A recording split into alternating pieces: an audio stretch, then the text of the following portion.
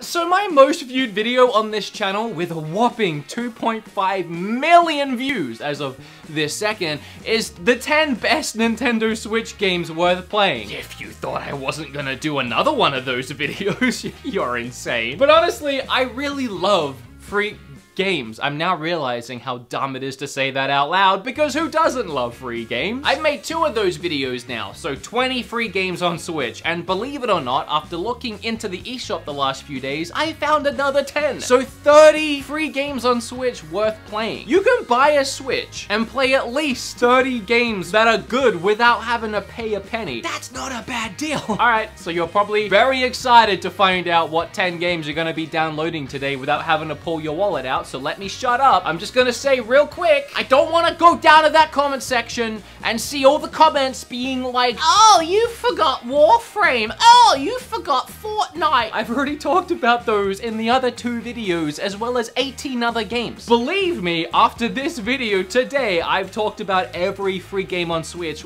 worth talking about. So if there's one you love, and you don't see it today, go watch the other 2 videos. Oh, and that last video with the 2 million whatever, it got 56,000 likes, so if this video could get 60,000 likes, which is kind of a Herculean task, and I don't know if that'll happen, but I believe in you guys. It made me very happy.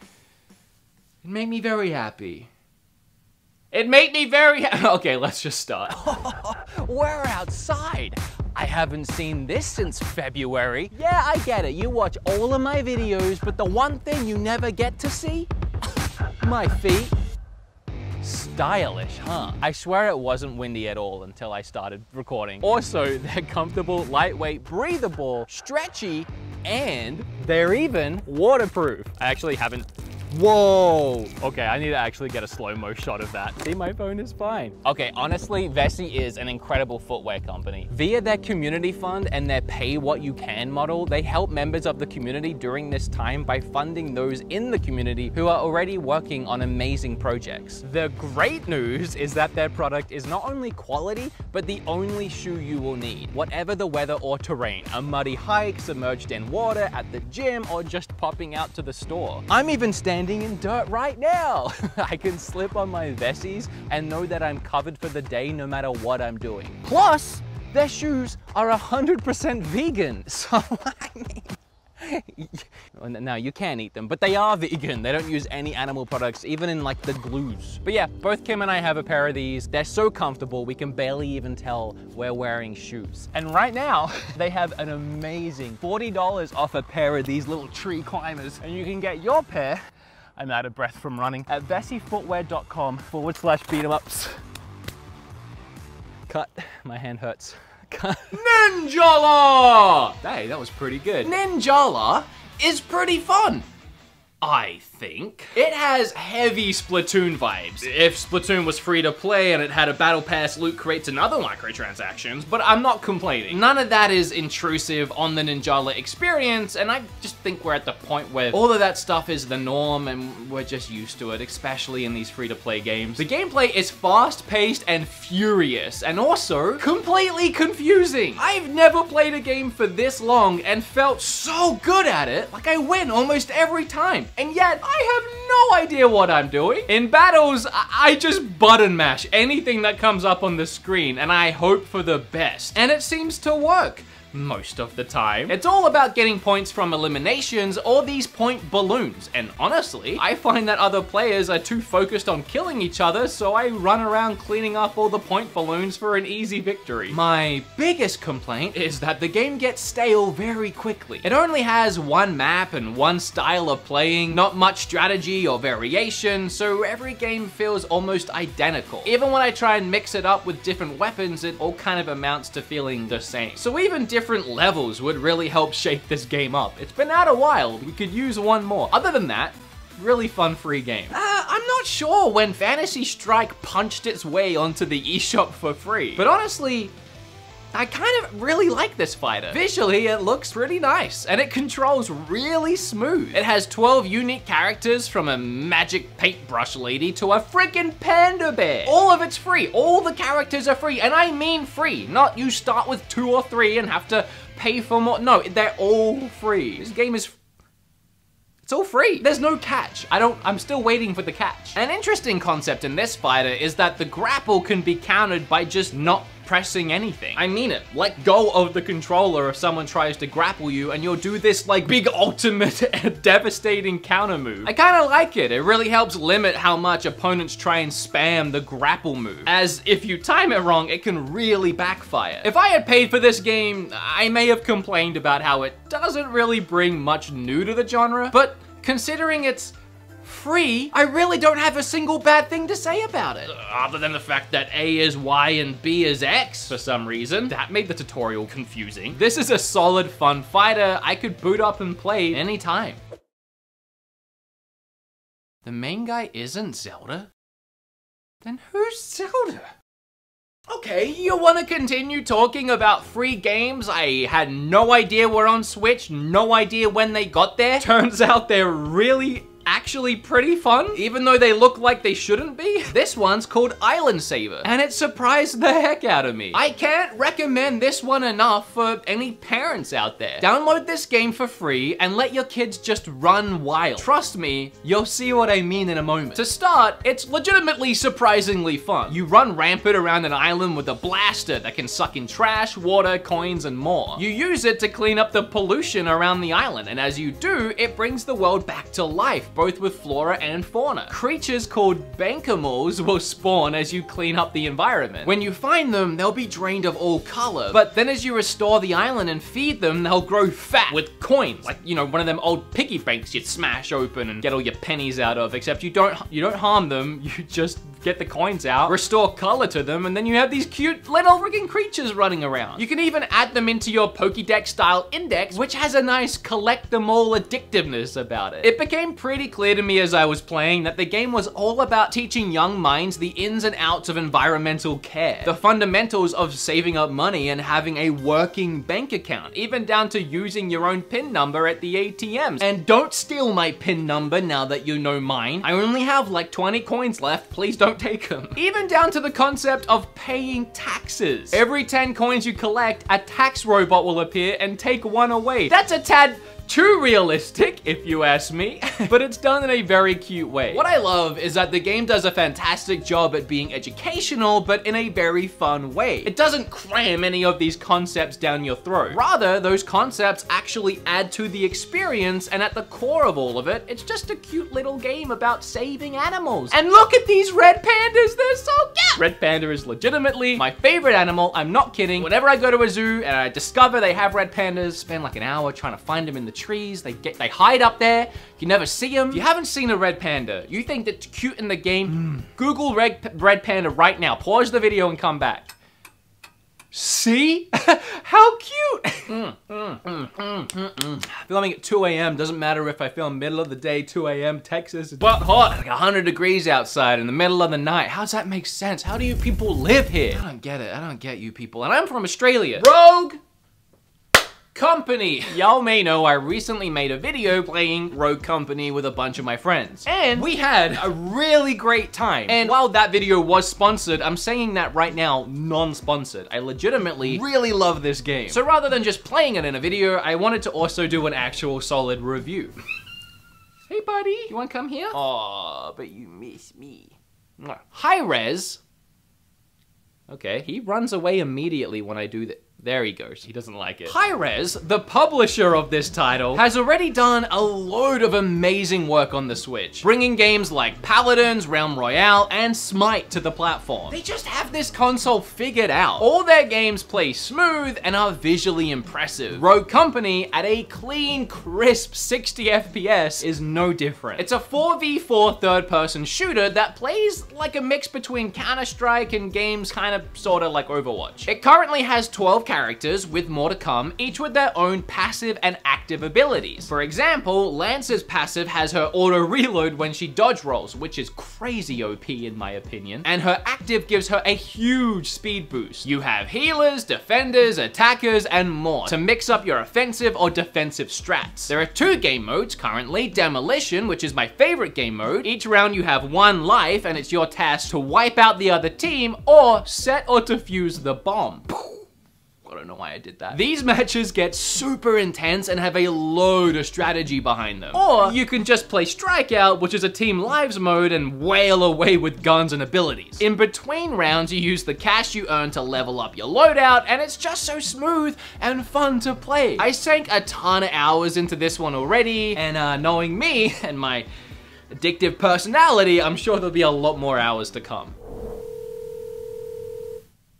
Hello? Hey buddy, how you going? Good, how are you? I'm good. So I'm filming a video, and sometimes like in between the games I review, I like to have these little skits, but I can't think of anything funny to say or do, so can you please say something funny? Yeah, what's funny is you filming a video at 3:22 in the morning, you whack job. That'll do, thank you! Goodbye. Bye. Pokemon Cafe Mix, sorry, is an undeniably adorable game. It's cuteness overload, and while playing it, I can't help but smile as I think back to my time at the actual Pokemon Cafe this game is based on. Yes, if you didn't know, the actual Pokemon Cafe in Japan has Pokemon-themed food created by Chef Pikachu. And when I was there, I got to meet him, and I even shook his hand, so sucks to be you. But the Pokemon Cafe game is, it's okay. It's very Candy Crush inspired, but due to the fact that you can push, slide, and move all the Pokemon faces around the screen, makes the early levels super easy. That said, as you progress past levels like 60, 70, yeah, it becomes stupidly hard. Added with the games like this free-to-play nature of only having so many lives before you either have to pay for more or wait real-life hours before you can play again, those later levels can become way more frustrating than any sense of fun. But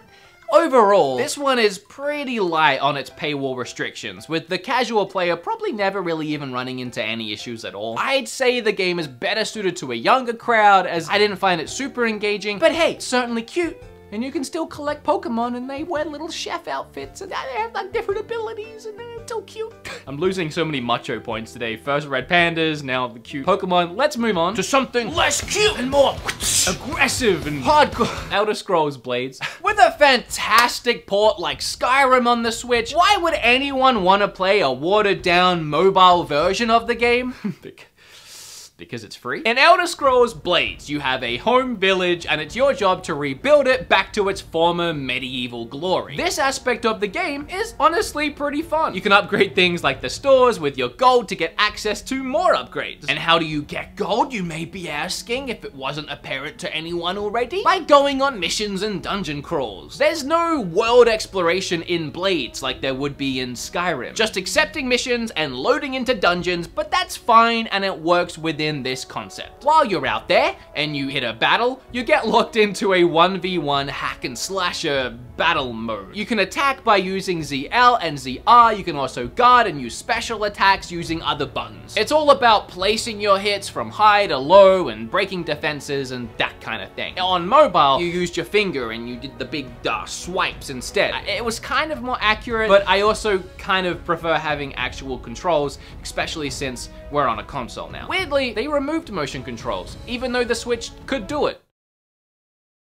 Okay. Interestingly, there's also an online 1v1 player versus player battle mode, so it's free. Visually, it's very similar to Skyrim on Switch, but like a bit worse. And many people have claimed there's a huge paywall that you hit at a certain point and you can't progress without dishing out the dosh. Bear that in mind as you play the game. You know how at the top of this video, I talked about how I made 2 of these videos already and those had 20 games? Well, as it happens, I'm running pretty low on like the good ones to talk about. So let me save you some time and put a bad one on the list. Let's have a look at Tennis 1920.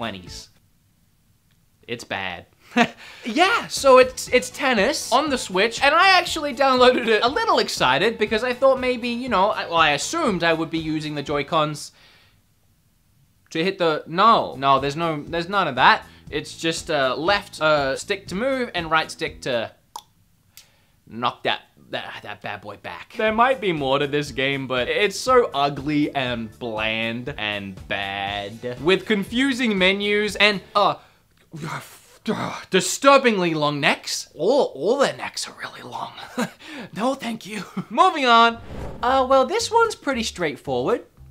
Jump Rope Challenge, a strange Nintendo developed and published game. It features a crudely drawn rabbit and has you mimicking a jump rope with the Joy-Cons. That's it. That's the whole game. That's okay. I'm not judging. I'm really not judging. My voice just went really high. The game tracks your daily progress as you hit the daily goal of 100 jumps. Or you can increase the limit all the way up to 3,000 jumps. I was confused. I was baffled by this, so I looked it up on Wikipedia, the world's most reliable source of information. And the game was apparently developed by a small group to keep active at home during shelter-in-place orders of the COVID-19 pandemic. It's a little bit of history. But also, I don't know if anyone else has thought of this, but this technically makes Mr. Bunny here a canon Nintendo character. Jump Rope Rabbit for Smash? This technically could happen. Oh, get your war face on. Get your war face. Oh, you gotta love when a game on Switch runs at above 30 FPS. And in the case of Warface, you get exactly that at a smooth, steady, locked 40 FPS, but hey, that extra 10 is better than 30, right? This game is by far the best online FPS on the system, and the fact that it's free is almost unbelievable. There's online co-op levels, spec op story levels, and a plethora of versus modes. Battle Royale, Bag and Tag, Team Deathmatch, Storm, Blitz, Plant the Bomb, Free for All, and Capture. Also, there are hundreds of unique weapons and a load of different loadouts. But SED is by far the most powerful. You play as a souped up Terminator with a massive machine gun. It's kind of overpowered, but hey, I don't complain when I'm racking up those kills. Yeah, sure, there's still no Call of Duty on the Switch, and I have no idea why, but this is the next best thing, so go play it. I also played this one on my channel in a full video with both Kevin Kenson and Spawnwave, so go and watch that video if you want to see more of the game. Okay. Alright, look, you gotta level with me here, you little nitpickers. You gotta let me have this next one, okay? There is only 52 items listed under free games on the eShop. That leaves like 12 we haven't talked about, and that includes like the Nintendo Online service and some just games that they're bad. Even for free, they're bad. So I've talked about all of the games worth mentioning, believe me, which left me, when I was writing this video, at 9 games. And I couldn't have the title 9 free. No, that messed up my OC. I need 10. It's a nice round number. So, Wolfenstein Youngblood Trial Edition is technically completely free. Yep, the entire 30-hour adventure shooter is free to play. If someone else you already know has the game already and invites you to play the game with them via Buddy Pass.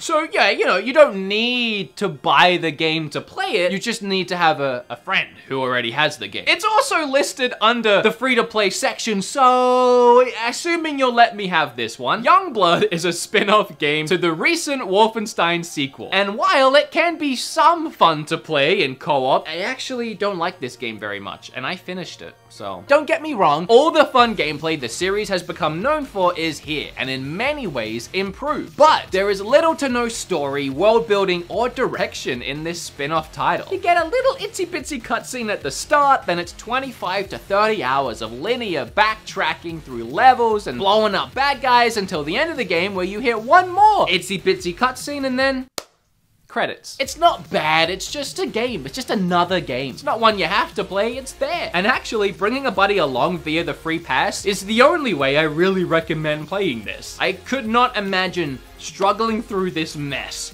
on my own. That said, we covered so many great free games today, but I wanna know which was your favorite. Or if you have a favorite free game that wasn't on this list, feel free to leave it down below. I really do like making these videos because it's fun and highlighting these free-to-play games, and then now you guys can spend the rest of the day probably playing a game for free you'd never heard of before because of my video. That's fine. I like that. I like the idea of that, and I hope you guys like these videos as well. Again, please like the video if you did enjoy it. it if it helped you out. Subscribe if you want more of these videos. Remember to check out today's sponsor as well. The links for that will be down below. And now with all this filming video crap out of the way, I can go play some more jump rope challenge. Okay, bye. What a lame way to end the video. Bye.